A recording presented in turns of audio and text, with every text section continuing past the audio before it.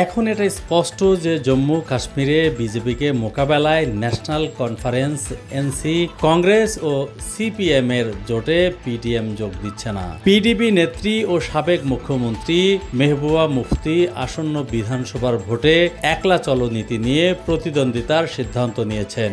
মেহবুবা মুফতি শনিবার দলের নির্বাচনী ইস্তেহার প্রকাশ করেন।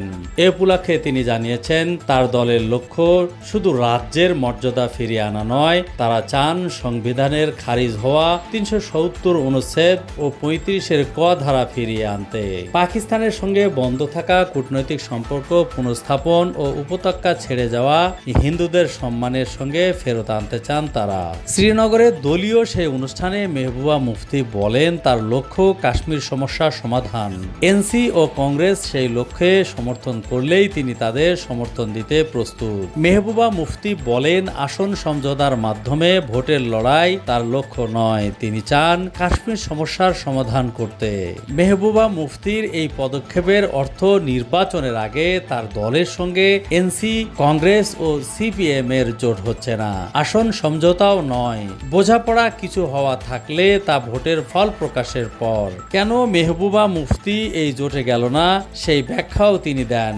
তিনি বলেন, এনসি, কংগ্রেস শুধু আসন সমঝোতা করছে, তাদের বৃহত্তর কোনো রাজনৈতিক লক্ষ্য নেই। তুলনায় পিডিবির সব সময় বৃহত্তর লক্ষ্য নিয়ে এগিয়েছে, সাফল্য না এলেও লক্ষ্যচ্যুত হননি।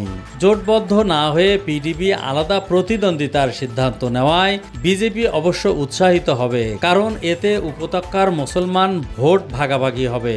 মুসলমান প্রধান কাশ্মীর উপত্যকা 10 জেলায় বিধানসভার আসন রয়েছে 47টি। হিন্দু প্রধান জম্মুর 10 জেলায় মোট আসন আছে 43টি।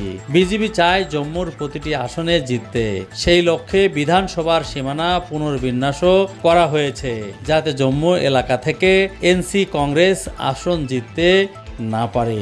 জম্মুর আসনগুলো নিশ্চিত করে বিজেপি চাইছে কাশ্মীর উপত্যকায় মুসলমান ভোট বিভাজন ঘটাতে। পিডিএম জোট শরিক না হওয়ায় সেই সুবিধা বিজেপি পাবে।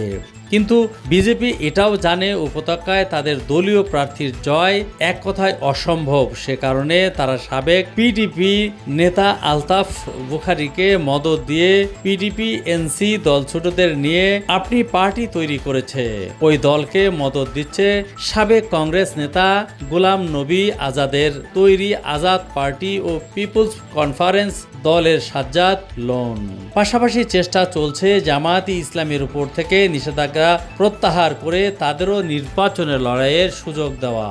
সেই লক্ষ্যে কেন্দ্রীয় স্বরাষ্ট্র মন্ত্রণালয়ের সঙ্গে জামাত নেতাদের একাধিক বৈঠকও হয়েছিল, কিন্তু বিজেপির একাংশের আপত্তির কারণে সেই প্রচেষ্টা আপাতত বানচাল হয়েছে।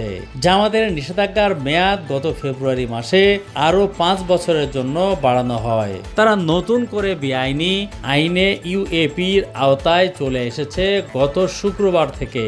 এই পরিস্থিতিতে জামাতের নেতৃত্ব ঠিক করেছে তাদের সাবেক নেতা ও সমভাবাপন্ন ব্যক্তিরা স্বতন্ত্র প্রার্থী হিসাবে বিধানসভার ভোটে লড়বেন। জামাতের নেতৃত্ব বরাতে ইন্ডিয়ান এক্সপ্রেস এই খবর দিয়েছে বলে সাবেক জামাত নেতা উপত্যকার 10-12টি আসনে চিহ্নিত করেছেন, যেখানে তাদের সমর্থন আছে বলে ধারণা। জামাতের নেতাদের এই সিদ্ধান্তের নেপথ্যের কারণ লোকসভা ভোটে বারামুলা কেন্দ্র থেকে বিচ্ছিন্নতাবাদী নেতা ইঞ্জিনিয়ার বশিরের জয়। এনসি নেতা ওমর আবদুল্লাহকে এই বন্দি নেতা 2 লাখেরও বেশি ভোটে হারিয়ে দেন।